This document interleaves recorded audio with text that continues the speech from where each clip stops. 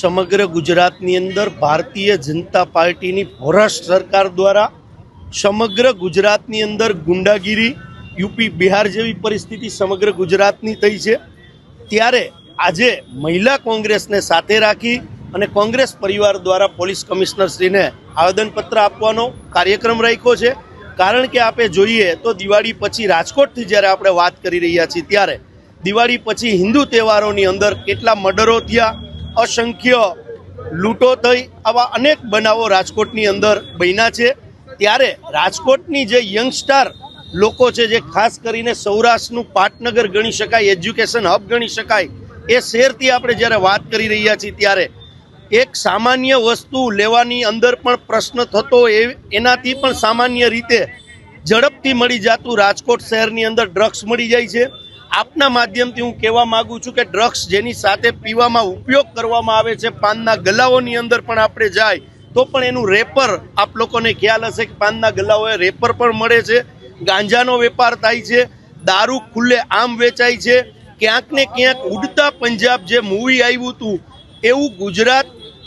गुजरातनुं movie न बने के उड़ता गुजरात, एना माटे सबळ विरोध पक्ष तरीके कोंग्रेसे समग्र गुजरातनी अंदर शहरों में जिल्लाओनी अंदर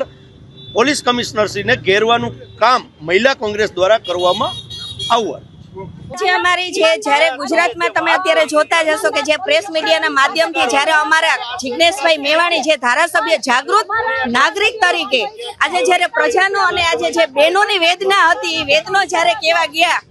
ત્યારે હર્ષભાઈ એવું નિવેદન કરેલું છે કે આવી રીતના આ દારૂ વેચાય છે ને આ બધી સાંભળો જ્યારે કરી અને જ્યારે પટ્ટા ઉતારવાની વાત, તો પટ્ટા ઉતારવાની જ્યારે વાત હર્ષભાઈ જિગ્નેશભાઈ કરી છે ત્યારે જ્યારે પોલીસને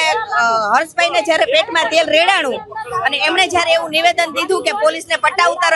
ઉતારવાની એવી વાત એ કરી છે। સારા અધિકારી છે,